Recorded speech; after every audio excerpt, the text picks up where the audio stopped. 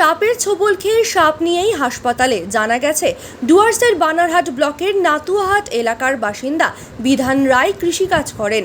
গতকাল রাতে আকাশে মেঘ থাকায় ওই কৃষক রাতে ধান ক্ষেত দেখতে গিয়েছিলেন। জমির আলে দাঁড়িয়ে দেখছিলেন জমিতে জল কতটা রয়েছে, রাতে বৃষ্টি হলে আল কাটার প্রয়োজন আছে কিনা। ঠিক সেই সময় আচমকা তাকে একটি সাপ ছোবল দেয়। এরপর সাপটিকে ধরে ওই ব্যক্তি ক্ষেত থেকে বেরিয়ে আসেন। এরপর সাপটিকে প্লাস্টিকের জারে বন্দি করেন।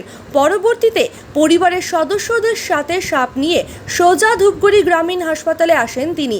তার হাতে জারবন্দি সাপটিকে দেখে হতবাক হয়ে যায় হাসপাতালের সবাই। বর্তমানে ওই ব্যক্তি ধূপগুড়ি গ্রামীণ হাসপাতালেই চিকিৎসকদের পর্যবেক্ষণে রয়েছেন। তবে সাপটি বিষহীন নাকি বিষধর তা এখনো পর্যন্ত স্পষ্ট নয়। চিকিৎসকেরা সাপটিকে চিহ্নিত করার চেষ্টা চালাচ্ছে।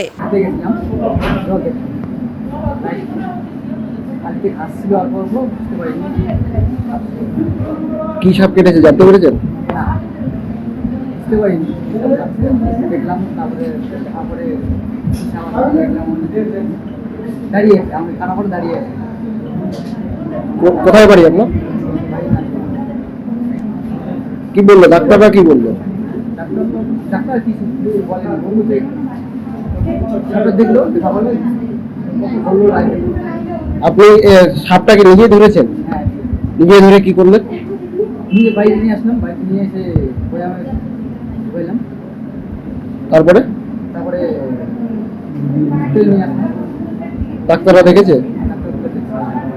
কোন সাপ বুঝতে পারেনি এখন? ডাক্তার তো কিছু বলেনি। আপনার নাম? বিধান রায়। বিধান রায়।